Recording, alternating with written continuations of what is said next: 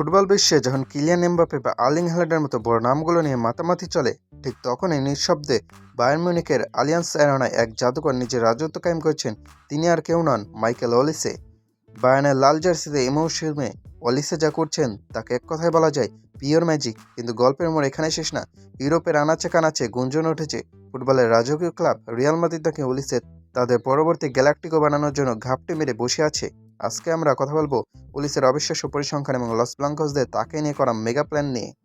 প্রথমে একটু আলিসের এবারে মৌসুমের স্ট্র্যাটেজি দিকে তাকানো যাক, যা দেখলে যে কারো চোখ কপালে উঠতে বাধ্য।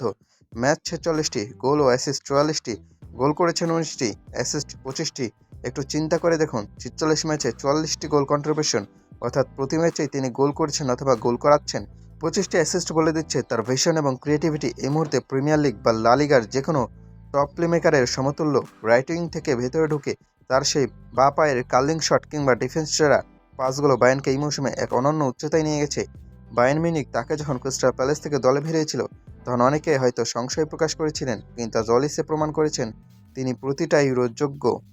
অলিসের খেলার সবচেয়ে বড় সৌন্দর্য হলো তার শান্ত মেজাজ। বল পায়ে থাকলে তার মধ্যে কোনো তাড়াহুড়ো নেই, অথচ চোখের পলকে তিনি ডিফেন্ডারকে ছিটকে দিতে পারেন। ড্রিবলিং, বল কন্ট্রোল আর ফ্রিকিক, তার দক্ষতা তাকে একজন কমপ্লিট মডার্ন উইঙ্গার হিসেবে প্রতিষ্ঠিত করেছে। বায়ার্নের সিস্টেমে হ্যারি কেনের সাথে তার রসায়নটা শোনাই সোহাগা হয়ে গেছে।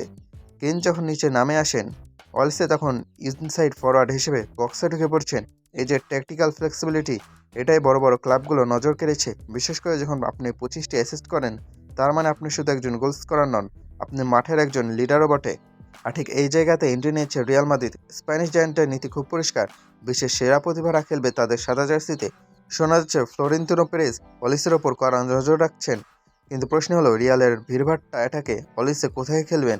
ভিনিসিয়াস, রদ্রিগো কিংবা এমবাপ্পে থাকার পরও কেন রিয়াল থেকে চাই? কারণটা হলো অলিসের রাইট উইং স্পেশালিটি। রিয়াল মাদ্রিদে বর্তমান তাদের ডান প্রান্তকে আরও ধারালো করতে চায় এবং অলিসের মতো একজন ক্রিয়েটিভ উইঙ্গার তাদের জন্য মিসিং পাজল হতে পারেন। স্প্যানিশ মিডিয়া বলছে বায়ার্ন অলিসকে সহজে ছাড়বে না, তবে রিয়াল মাদ্রিদ যখন কোনো খেলোয়াড়ের পেছন লাগে, তখন শেষ পর্যন্ত কী হয় তা আমাদের সবারই জানা।